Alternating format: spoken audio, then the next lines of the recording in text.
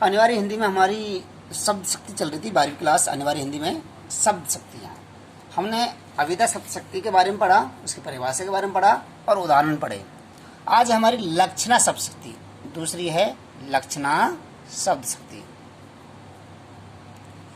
देखिए लक्षणा शब्द शक्ति की हम बात करते हैं।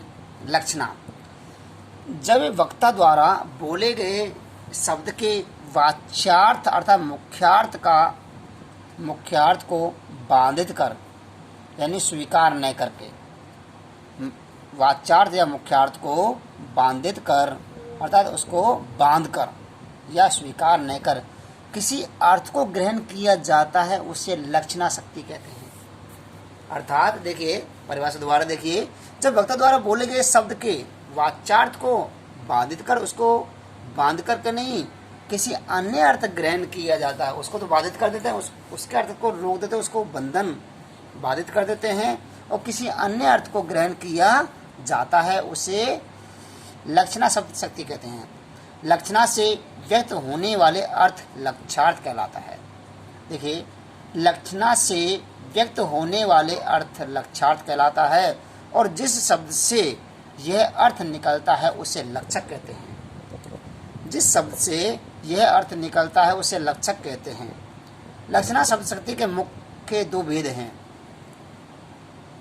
लक्षणा शब्द शक्ति के मुख्य दो भेद हैं, एक तो रूढ़ी लक्षणा और दूसरी प्रयोजनवती लक्षणा। एक तो रूढ़ी लक्षणा, आपको पूछा जा सकता है कि लक्षणा शब्द शक्ति कैसे कहते हैं, इसके कितने भेद हैं, उदाहरण दीजिए। केवल 2 नंबर का आएगा। लक्षणा शब्द शक्ति के मुख्य दो भेद हैं, रूढ़ी लक्षणा और प्रयोजनवती लक्षणा। रूढ़ी लक्षणा की सबसे पहले परिभाषा देखिए। रूढ़ा का अर्थ होता है परंपरा से चली आ रही निश्चित अर्थ देने वाली शक्ति, रूढ़ा लक्षणा कहलाती है। रूढ़ा का अर्थ होता है, रूढ़ा का अर्थ दोबारा देखिए, रूढ़ा लक्षणा, रूढ़ा का अर्थ है परंपरा से चली आ रहा या चली आ रही निश्चित अर्थ देने वाली शक्ति, रूढ़ा लक्षणा शक्ति कहते हैं। जो हमारी परंपरा से चली आ रही है, जो हमारी कहावतों के अनुसार चली आ रही है, ठीक है, वह निश्चित अर्थ देने वाली एक शक्ति है, उसे क्या कहते हैं, रूढ़ा लक्षण कहते हैं। देखिए इसके उदाहरण देखिए। हाँ, इसमें देखिए, इसमें लोकोक्ति या मुहावरे अर्थ प्रयुक्त होते हैं, क्योंकि लोकोक्ति मुहावरे ऐसे ही अर्थ होते हैं जो हमारी परंपरा से चले आ रहे हैं, जो कुछ कहावत है, ठीक है, जो परंपरा से चली आ रही है, ठीक है, और उसका हमने जिस शक्ति में प्रयोग कर दिया वही तो लक्षणा शक्ति है। देखिए भारत जाग उठा, ठीक है, भारत जाग उठा, आप इससे 2 अर्थ निकाल सकते हैं कि भारत के लोग जाग उठे या भारतवासी जाग उठे। आप कह सकते हैं सब भारत यानी भारत, ठीक है। देखिए भारत नाम भी तो हो सकता है, भारत नाम हो सकता है, ठीक है, मैं मान सकता हूँ भारत नाम हो सकता है, तो आप लिख दिए भारत देश, यहाँ देश लिख दिए, ठीक है। भारत देश जाग उठा, भारत देश जाग उठा, यदि आप मानो कि भारत तो भाई किसी का नाम हो सकता है, तो आप कहेंगे भारत देश जाग उठा, अर्थात भारत देश नहीं, लक्षण है, लक्षण क्या दे रहा है, भारत के लोग जाग उठे, कि भारत के लोग हैं, भारत के जो मनुष्य हैं वो जागरूक हो गए हैं। अगला देखिए भारत जाग उठा, ठीक है, आपकी कहावत भी है कि भारत जाग उठा, भारत बैटिंग कर रहा है। अब देखिए यहाँ पर भारत बैटिंग करता है क्या, नहीं, भारत की टीम बैटिंग कर रही है, भारत की टीम बैटिंग कर रही है, ठीक है। तो क्या ये भारत के लिए नहीं है, तो भारत के लोगों के लिए, उनके टीम के लिए, उनके सदस्य के लिए प्रयुक्त होता है, वही तो रूढ़ा लक्षणा है। देखिए वहाँ लाठियाँ चल रही थी, अब लाठी को यूँ थोड़ी चलेगी भाई, लाठी चलेगी यूँ, लाठी नहीं चल रही, कि लोग लाठियों को चला रहे, यहाँ पे लक्षण छुपा हुआ है, यहाँ पर लक्षण छुपा हुआ है, वहाँ पर लाठी चल रही थी, ठीक है, लाठियाँ लोग चला रहे थे, वहाँ पर लड़ाई हो रही थी। ये देखिए नेक्स्ट उदाहरण है, कह देते हैं कि बड़े हरिश्चंद्र बनते हो, बड़े हरिश्चंद्र बनते हो। अब हरिश्चंद्र के विशेष गुण हैं, तो लक्षणों की बात कर दे कि उनके लक्षण कैसे होंगे, राजा हरिश्चंद्र के जैसे होंगे, क्योंकि राजा हरिश्चंद्र था, सत्यवादी था, ईमानदार था, तो हो सकता है वो व्यक्ति सत्यवादी और ईमानदार हो, इसलिए हम कह सकते हैं उसके लिए कह सकते हैं कि बड़े हरिश्चंद्र बनते हो। तो ये शक्ति होगी हमारी रूढ़ी लक्षणा या रूढ़ा लक्षणा। ठीक है, बात एक ही है, रूढ़ी रूढ़ा में कोई अंतर नहीं है, रूढ़ी लक्षण या रूढ़ा लक्षणा। ठीक है, नेक्स्ट पढ़ेंगे हम प्रयोजनवती लक्षणा। नेक्स्ट शक्ति हमारी प्रयोजनवती लक्षणा। लक्षणा का दूसरा रूप है, दूसरा प्रकार है प्रयोजनवती लक्षणा। देखिए, जहाँ वक्ता के विशेष प्रयोजन से प्रेरित होकर, जहाँ वक्ता के विशेष प्रयोजन से प्रेरित होकर शब्द का प्रयोग लक्ष्यार्थ में किया जाता है। शब्द का प्रयोग किस में किया जाता है? लक्ष्यार्थ में किया जाता है, उसे प्रयोजनवती लक्षणा कहते हैं।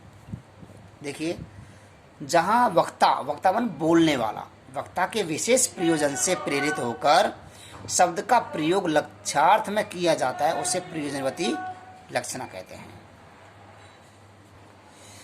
देखिए, उदाहरण देखिए, यह ताजमहल कब तक पूरा होगा। कहते हैं कई बार, अरे भाई यह ताजमहल तुम्हारा कब तक पूरा होगा, कि एक मकान है उसको क्या लंबे समय से वो बना रहा है। ठीक है, लंबे समय हो सकता है उसको 1-1.5 साल लगी, तो उसके लिए अरे यार तेरा ताजमहल एक कब पूरा होगा।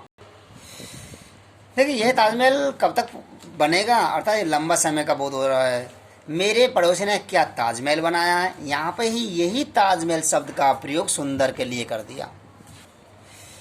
मेरे पड़ोसी ने क्या ताजमहल बनाया है, यहाँ पे यहाँ तो ताजमहल का जो शब्द का जो अर्थ हुआ है, यहाँ लंबे समय के लिए प्रयोग हुआ है। यहाँ पे ताजमहल का अर्थ सुंदरता के लिए हुआ है। ठीक है, अर्थात जब किसी शब्द का प्रयोग अनेक अर्थों में किया जाता है, उसे प्रयोजनवती लक्षणा कहते हैं। देखिए, यहाँ पे ताजमहल का, यहाँ ताजमहल शब्द का प्रयोग लंबे समय के लिए है, यहाँ पे ताजमहल का अर्थ प्रयोग सुंदर के लिए। देखिए, मोहन का मन पत्थर है, मोहन का मन पत्थर है, पत्थर का अर्थ होता है कठोर से। पत्थर का अर्थ यहाँ पर हो गया क्या? कठोर से। मोहन का मन पत्थर है, क्या मन पत्थर हो सकता है? नहीं हो सकता, बिल्कुल नहीं हो सकता। मन कठोर हो सकता है, दिल कठोर हो सकता है, पत्थर नहीं हो सकता। लक्षणा है यहाँ पर, ये तो लक्षण यहाँ तो क्लियर होकर लक्षणा शक्ति है। अब देखते हैं, रूढ़ा लक्षणा है, प्रयोजनवती लक्षणा है। मोहन का मन पत्थर है। अब दूसरा देखिए, बैग में क्या पत्थर, बैग में क्या पत्थर थे जिसे उठा ना सके, पत्थर का वही पत्थर काटते यहाँ पर क्या कर दिया? वजन से कर दिया। तो ये कौन सी शब्द शक्ति होगी? ये शब्द शक्ति होगी प्रयोजनवती लक्षणा। अर्थात जब एक किसी शब्द का प्रयोग एक प्रयोजन से अधिक प्रयोजन के रूप में किया जाता है, उसे प्रयोजनवती लक्षणा कहते हैं। अर्थात एक शब्द का अर्थ है अनेक शब्दों में प्रयोग किया जाता है, एक शब्द का प्रयोग अनेक अर्थों में प्रयोग किया जाता है, उसे प्रयोजनवती लक्षणा कहते हैं। नेक्स्ट हमारी जो शब्द शक्ति है वह है व्यंजना, लास्ट। ठीक है, व्यंजना। देखिए, व्यंजना शब्द शक्ति जब वाच्यार्थ और लक्ष्यार्थ अपना अलग अलग अर्थ का बोध कराकर शांत हो जाए, चुपचाप बैठ जाए। जब वाच्यार्थ यानी अभिधा, वाच्यार्थ अभिधा, लक्ष्यार्थ में लक्षणा, अपना अलग अलग अर्थ बोध, अलग अलग अर्थ का बोध कराकर शांत हो जाएं, और जिस शक्ति से अन्य अर्थ का बोध हो उसे व्यंजना शब्द शक्ति कहते हैं। अर्थात उससे निकलने वाले अर्थ व्यंग्यार्थ कहते हैं। देखिए, जब वाच्यार्थ और लक्ष्यार्थ अपना अलग अलग अर्थ का बोध कराकर शांत हो जाएं, और जिस शब्द शक्ति से अन्य अर्थ का बोध हो उसे व्यंजना शब्द शक्ति, और उससे निकलने वाले अर्थ को व्यंग्यार्थ कहते हैं। व्यंग्यार्थ पाठक एवं श्रोता पर निर्भर करता है। पाठक अर्थात श्रोता पर निर्भर करता है, सुनने वाले पर डिपेंड करता है, पढ़ने वाले पर डिपेंड करता है। पाठक माने पढ़ने वाला, श्रोता माने सुनने वाला। व्यंग्यार्थ का अर्थ पाठक अर्थात पढ़ने वाले और सुनने वाले पर निर्भर करता है कि वो उसका क्या अर्थ निकालता है। व्यंजना शक्ति केवल अर्थ का संकेत भर देती है। व्यंजना शक्ति केवल अर्थ का संकेत भर देती है, बल्कि अपनी कल्पना शक्ति के आधार पर श्रोता और पाठक ही लगाते हैं। ये तो श्रोता और पाठक पर डिपेंड करता है कि वो क्या अर्थ निकालता है, उसके अर्थ के अनुसार शक्ति निकलती है। व्यंजना शक्ति के दो भेद हैं, शाब्दिक व्यंजना और आर्थी व्यंजना। जब शब्द के द्वारा उसकी व्यंजना की जाती है शब्दार्थ शाब्दिक व्यंजना, और अर्थ के द्वारा उसकी व्यंजना की जाती है तो आर्थी व्यंजना। देखिए, मजदूर ने कहा सूर्य अस्त हो गया। भाई मजदूर ने कहा सूर्य अस्त हो गया। अब मजदूर ने कहा तो मालिक ने सोचा कि मजदूर अब यह चाहता है कि अब इसकी छुट्टी कर दी जाए कि शाम हो गई। तो इसमें हमारा अन्य अर्थ ग्रहण करें। यहाँ पर लक्षणा और अभिधा के दोनों अर्थ शांत हो गए। शांत हो गई, हमारे तीसरा अर्थ निकला। यहाँ पर अन्य अर्थ ग्रहण किया कि मजदूर ने कहा अस्त होने सूर्य अस्त होने वाला है, तो मालिक ने सोचा कि अब इसकी छुट्टी कर दी जाए। अच्छा, कुमार ने कहा कि वर्षा होने वाली है, तो कुमार ने कहा कि वर्षा होने वाली है, तो इससे कुमार का बेटा समझ गया कि वर्षा होने वाली है कि अब जो मिट्टी के जो बर्तन है उसको अंदर रख दिया जाए, उसको घर के अंदर रख दिया जाए। ठीक है, अर्थात इससे भी तीसरा अर्थ ग्रहण हो गया। तो एक शब्द कौन सी हुई? व्यंजना शब्द शक्ति। देखिए, इसको हम अर्थ की कोई आवश्यकता नहीं, केवल शब्द को भेद याद रखने हैं। व्यंजना शब्द शक्ति के केवल दोनों भेद याद रखने, शब्द व्यंजना और अर्थी व्यंजना। ठीक है, यहाँ पर शब्द शक्ति यहाँ पर समाप्त हो जाती है। Thank you student.